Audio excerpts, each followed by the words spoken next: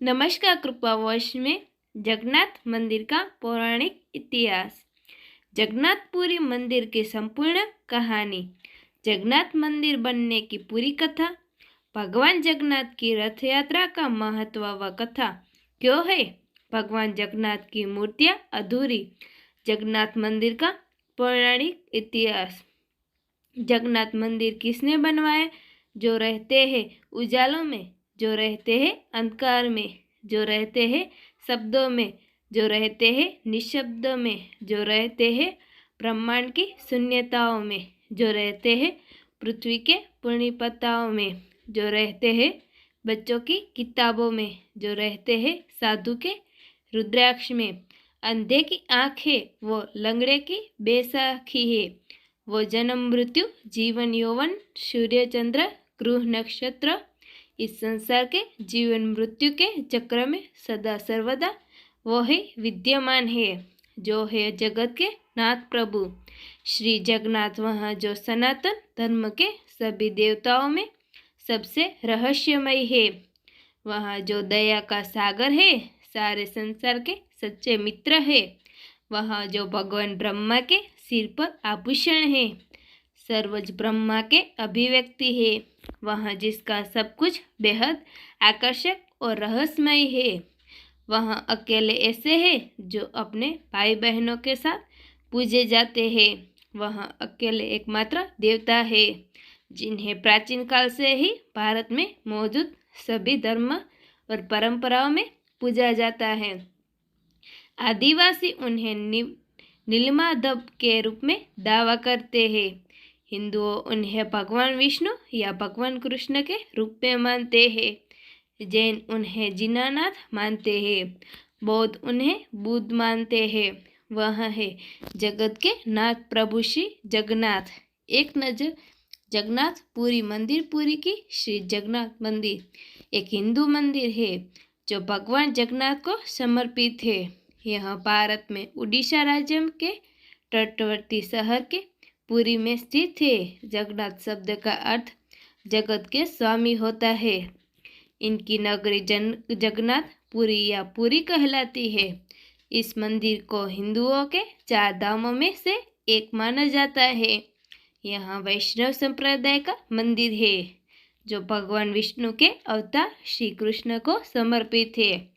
इस मंदिर का वार्षिकोत्सव रथ यात्रा प्रसिद्ध है। इसमें मंदिर के तीनों मुख्य देवता भगवान जगन्नाथ, उनके बड़े भाई बलभद्र और भगनी सुभद्रा तीनों 3 अलग अलग भव्य और सुसज्जित रथ में विराजमान होकर नगर की यात्रा को निकलते हैं। मध्यकाल से ही यह रथ यात्रा का उत्सव बड़े धूमधाम से मनाया जाता है।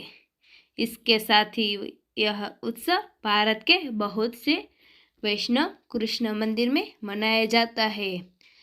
रथ यात्रा निकाली जाती है। यह मंदिर वैष्णव परंपरा और संत रामानंद से जुड़ा हुआ है। यह कौड़िय वैष्णव संप्रदाय के लिए महत्व रखता है।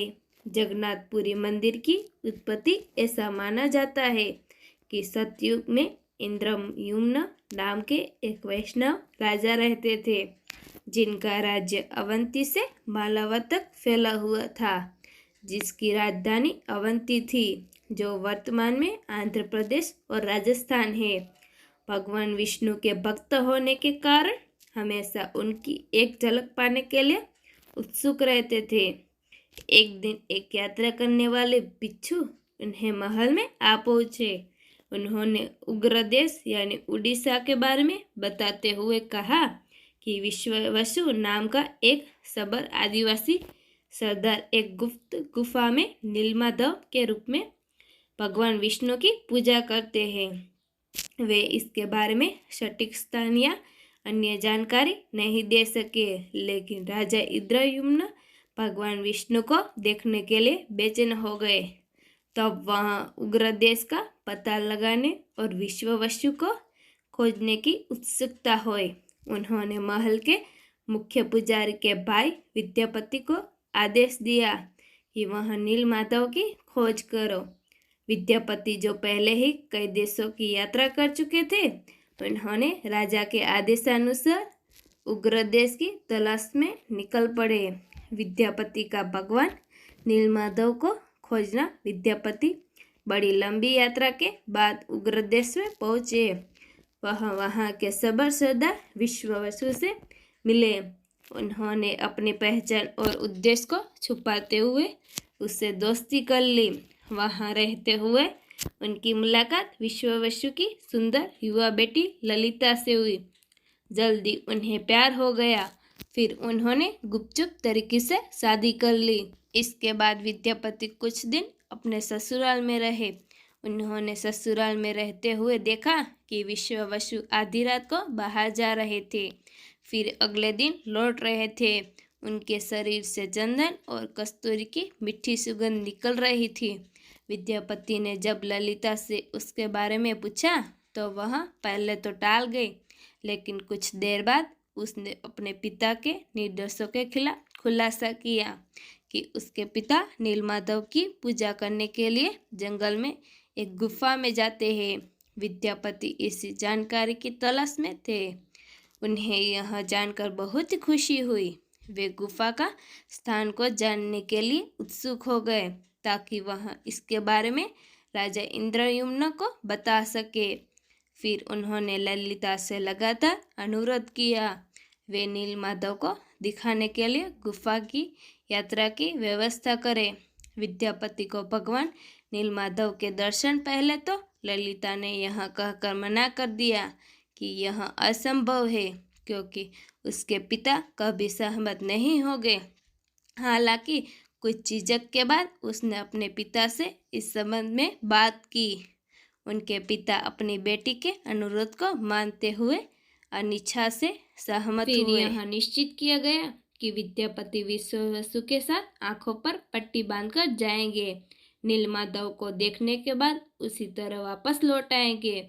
चतुर विद्यापति ने उस अवसर का लाभ उठाया। गुप्त गुफा के रास्ते को याद रखने के लिए चुपचाप अपने लंगोटे के कोने पर कुछ सरसों के दाने बांध दिए। जैसे ही वह गुफा के रास्ते आगे बढ़े, वैसे वैसे वह सरसों के दाने गिराते गए। वहां पहुंचकर जब विद्यापति ने नीलमाधव को देखा तो विद्यापति की आंखें खुशी से चमक उठी। उनका लक्ष्य और उद्देश्य पूरा हो गया था। नीलमाधव की आराधना में कुछ समय लगाकर वह लौट गए। कुछ समय बाद ललिता को विदा से विदा लेते हुए जल्दी वापस लौटने का वादा किया। इसके बाद विद्यापति अवंती वापस लौट आए। भगवान नीलमाधव का अंतर्ध्यान होना अवंती पहुंचकर विद्यापति ने इंद्रद्युम्न को अपने निष्कर्ष बताए, जो उत्सुकता से उनकी प्रतीक्षा कर रहे थे। इंद्रद्युम्न ने कोई समय नहीं गवाया। फिर हमेशा के लिए भगवान विष्णु की पूजा के उद्देश्य से नीलमाधव को अपने राज्य में लाने का फैसला किया। राजा इंद्रद्युम्न ने अपनी सेना के साथ उग्रदेश पर आक्रमण की आवश्यक तैयारी की। इंद्रद्युम्न ने उग्रदेश पर आक्रमण किया, फिर विश्ववसु को कैद कर लिया। तब विश्ववसु को विद्यापति की चालाकी का पता चला। राजा ने विश्ववसु से नीलमाधव को दिखाने के लिए गुफा में ले जाने को कहा, जिससे विश्ववसु ने साफ इनकार कर दिया। इसी बीच बारिश का मौसम शुरू हो गया था। विद्यापति के द्वारा फेंके गए सरसों के बीज गुफा के रास्ते में पीले फूल दे रहे थे। फूलों के रास्ते पर चलकर इंद्रद्युम्न को गुफा तक पहुंचने में कोई दिक्कत नहीं हुई, लेकिन जब वे वहां पहुंचे तब नीलमाधव अंतर्ध्यान हो चुके थे। राजा निराश हो गए। गुस्से में पूरे उग्रदेश को घेरने का फैसला किया। अचानक एक तेज सूक्ष्म आवाज आई, हे राजन, आपने मेरे प्रबल भक्त विश्ववसु को कैद करके घोर अपराध किया है। इस संसार में मैं तुम्हें नीलमाधव के रूप में दर्शन नहीं दूंगा। विश्ववसु को तुरंत रिहा इंद्रद्युम्न निराश हो मायूस थे, क्योंकि वह भगवान विष्णु को नीलमाधव के रूप में नहीं देख सकते थे। हालांकि दिव्य आदेश का पालन करते हुए उन्होंने विश्ववसु को रिहा कर दिया। फिर खाना पीना छोड़कर भगवान विष्णु का ध्यान में लग गए। भगवान कृष्ण व द्वापर युग का अंत कैसे हुआ? दूसरी तरफ भगवान कृष्ण ने एक महाजल प्रलय के माध्यम से हिंदू वंश का अंत किया। जब भगवान कृष्ण के लिए सांसारिक दुनिया को छोड़ने और द्वापर युग का अंत करने का समय आ गया था। इस प्रक्रिया में वह द्वारका के पास जंगलों में भटक रहे थे। जब जारा सवर नाम के एक आदिवासी शिकारी ने उन्हें अनजाने में हिरण समझकर अपने तीर से मारा। जब जारा को अपनी गलती के बारे में पता चला तो वह रोने लगा। उससे भगवान कृष्ण से क्षमा करने के लिए कहा। भगवान कृष्ण ने उन्हें सांत्वना देते हुए कहा, यह घटना उनके अवतार को समाप्त करने के लिए पूर्व निर्धारित थी। भगवान कृष्ण ने जारा को अपने शरीर को जलाने और रात को समुद्र में विसर्जित करने के लिए कहा, लेकिन जारा उनके शरीर को पूरी तरह से जला नहीं सका। कहा जाता है कि इस आग में उनका दिल व नाभि का भाग जला नहीं था। हालांकि जैसा आदेश दिया गया था उसने कृष्ण के अवशेषों को समुद्र में विसर्जित कर दिया, जो बाद में एक दिव्य लड़की के रूप में तैरते हुए पूरी एक समुद्र तट पर पहुंचा। राजा इंद्रयुम्न को श्री कृष्ण के हृदय का मिलना। जब इंद्रयुम्न ध्यान में थे तब भगवान विष्णु उनके सपने में प्रकट हुए।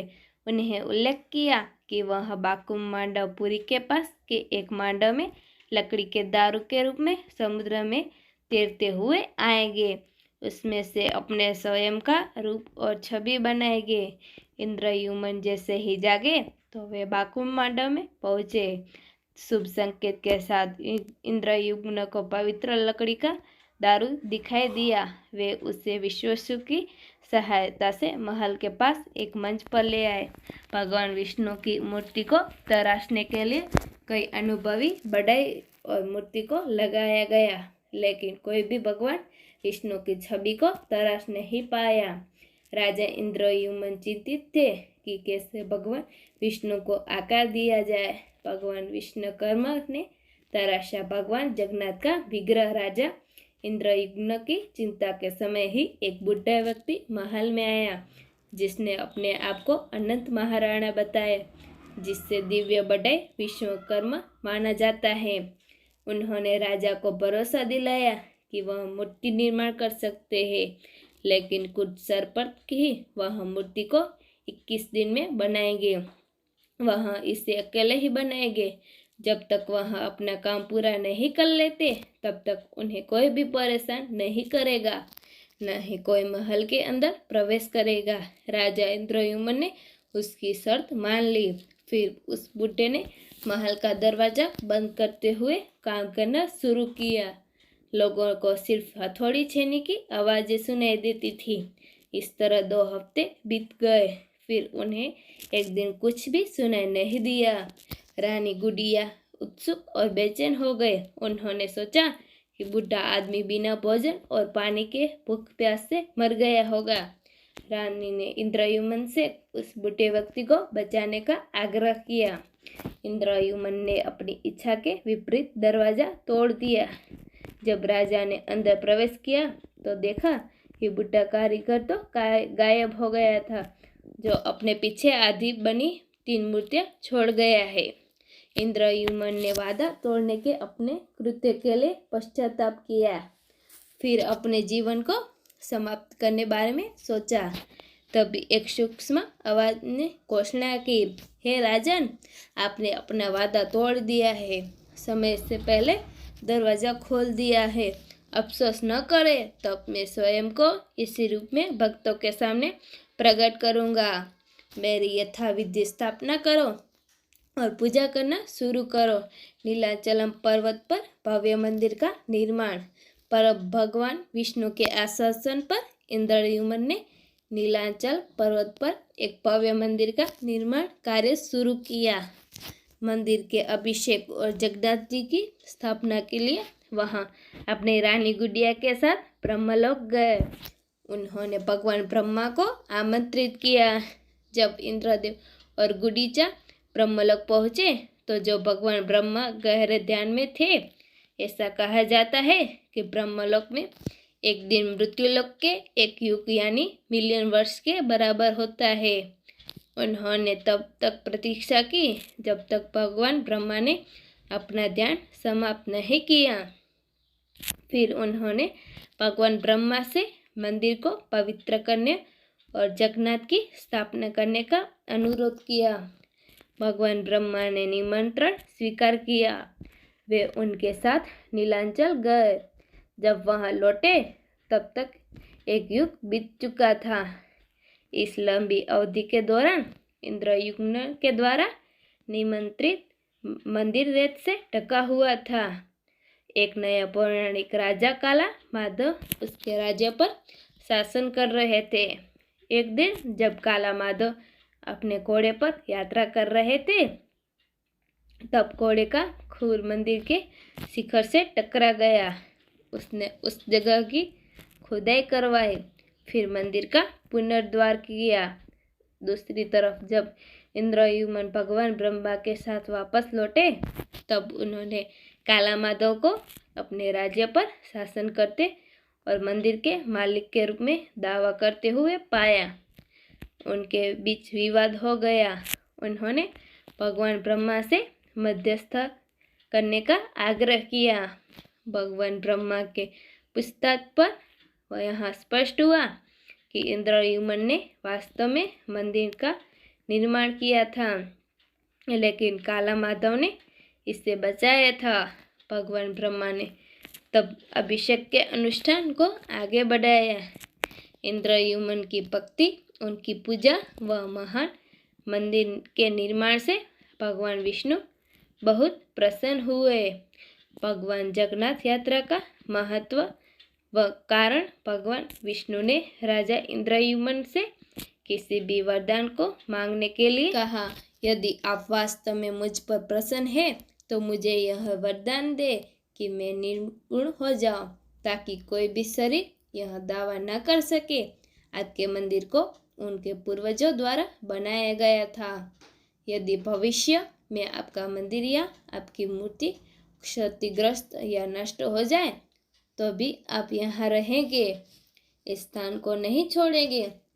राजा की प्रार्थना के अनुसार भगवान विष्णु ने उन्हें वरदान दिया, लेकिन रानी गुंडीचा निर्गुण होने की बात को सहन नहीं कर सकी, क्योंकि कोई भी महिला निर्विकार नहीं रहना चाहेगी। वह स्वाभाविक रूप से आहत और दुखी थी, जिस भगवान विष्णु समझ सकते थे। भगवान विष्णु ने उन्हें यह कहते हुए सांत्वना दी कि वह उनके घर में पैदा हुए हैं, वे उनके बेटे समान हैं, वह उनकी माँ समान है, वे उन्हें कभी मना नहीं कर सकते। हर साल रथ यात्रा के दौरान 9 दिन तक उनके पास आकर रुकते थे, उनके द्वारा बनाए गए स्वादिष्ट भोजन को खाते थे।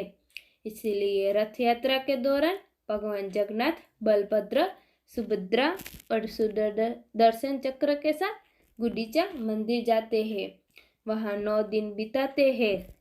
रानी गुंडीचा जो देवकी नहीं है, यशोदा भी नहीं है, बस उस कान्हा ने उससे वादा किया था, इसीलिए हर साल अपना वादा पूरा करने आ जाते हैं। ऐसे है भगवान जगन्नाथ, जो अपने भक्तों की देखभाल के लिए बिना पलकों के अपनी आंखें हमेशा खुली रखते हैं। आपसे फिर मिलेंगे ऐसे ही एक इंटरेस्टिंग आर्टिकल के साथ। तब तक के लिए आप जहाँ भी रहिए खुश रहिए और खुशियाँ बांटते रहिए। वीडियो में आपको भगवान जगन्नाथ जी की स्टोरी कैसी लगी?